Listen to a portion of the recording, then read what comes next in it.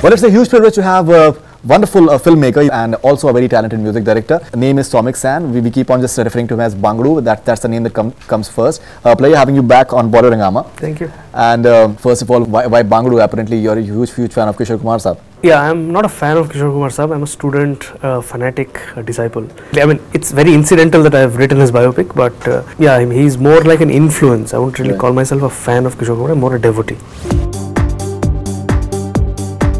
Written a biopic as in like the Anurag Basu film. Okay. Yeah, Ranbir, which is slated to go whenever. So when is that going to roll? I don't know, yaar. Ask Anurag. So I think once he's done with Jagga, thereafter. It's a UTV film, as far as I know.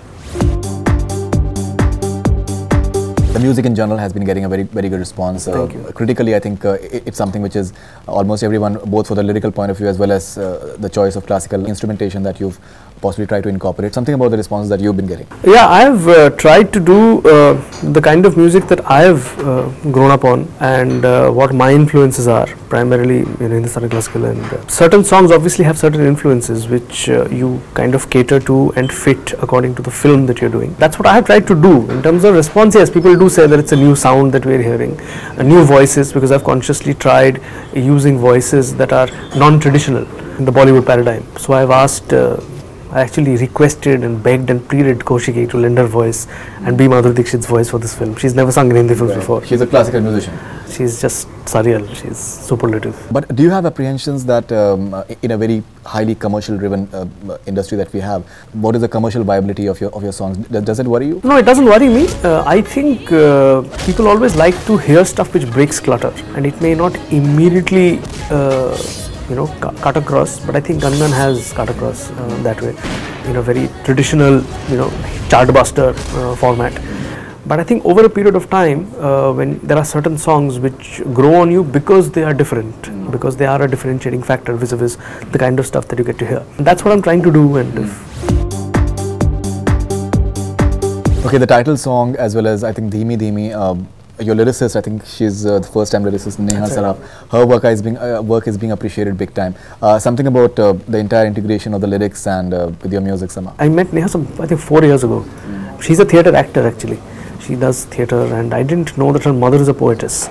So I just asked her, would you like to try? And obviously I gave her a brief that I was looking at Dheemi Dheemi as a very, Tejan Bai influenced style of storytelling, where a song is merely not just a song, but an instrument of telling a story and taking the story forward. So it's more like a fable, it's more like a chant, it's more like all of these things put together, it's like a parable. And then she came up with Dheemi Dheemi, which is almost like people coming together and singing and clapping things together.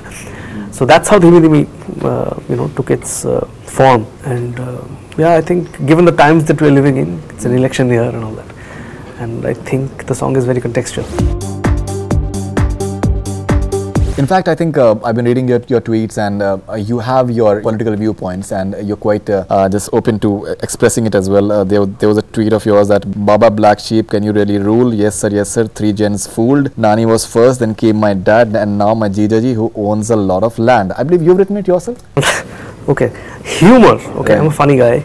Humor does not have any political affiliation. So no, it's very apparent. I've read of quite a few of your tweets. You've made. Yeah, but I won't say that I'm politically aligned towards anything or any person. I will make fun, and I will, like all humorists do, like all stand-up comics do, we see something funny, we see something topical, we'll make fun of it.